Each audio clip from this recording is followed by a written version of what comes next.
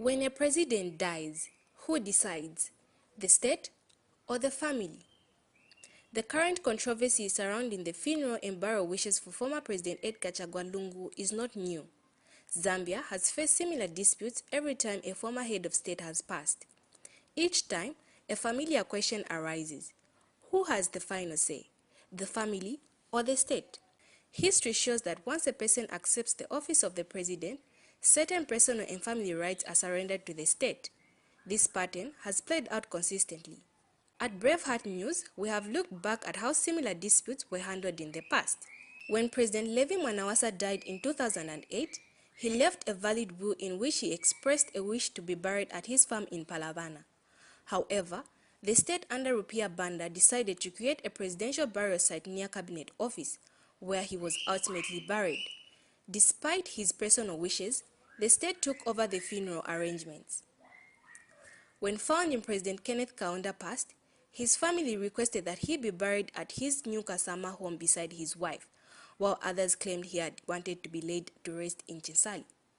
But the state led by Edgar Chagwa Lungu overruled all suggestions and buried him at the presidential burial site in Lusaka. The family attempted to challenge the decision in court, but the case did not succeed. When President Michael Sata died in office, his burial drew large crowds. The funeral was organized at Heroes Stadium to accommodate the public, reflecting his strong connection to the people. It was a rare instance where the funeral did not follow the usual formal setting. President Rupiah Banda had expressed a desire to be buried at his farm in Chipata, where other members of his family are buried. However, he had also publicly acknowledged that once one becomes president, personal burial wishes may no longer apply. After his death, there was tension from traditionalists in his family who wanted to take his body.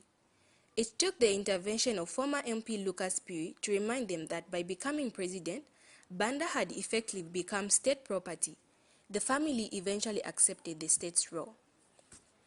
President Frederick Chiluba, like his predecessors, was also buried according to state plans, following the established national tradition.